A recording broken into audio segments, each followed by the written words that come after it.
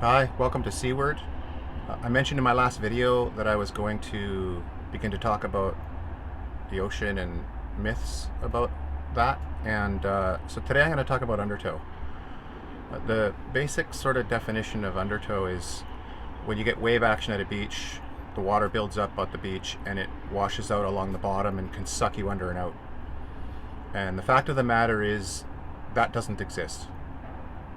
So there are strong and potentially dangerous currents in those areas. There's the orbital wave action, and so even in big waves that can toss you, but you pretty much end up where you started. You've got waves of translation, so the waves break and you get the walls of whitewater that wash towards shore, and that water has to get back, and it can go along the bottom, but it's a thin, fairly weak current. When you've got sandbars and you've got waves of translation building up on the beach, that water has to go somewhere, and gravity will bring it to the low point and bring it out to sea in a thin stream, a narrow stream that fans out, and that's a rip current.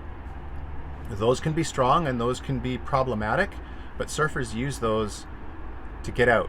The waves break less often and less steeply in those areas, and they're easily visible from shore. So surfers will use rip currents to get out, paddle at a right angle to get away from the strength of that current.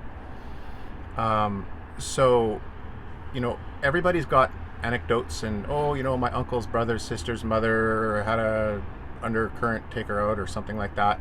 But it's not really science. So when they were investigating beaches for the landing on D-Day, they had to understand the dynamics. And one of the things this researcher named Willard Bascom did was he put life jacket dye in the waters in California beaches where there was supposedly like infamous undertow, and nothing happened. The dye just sat there.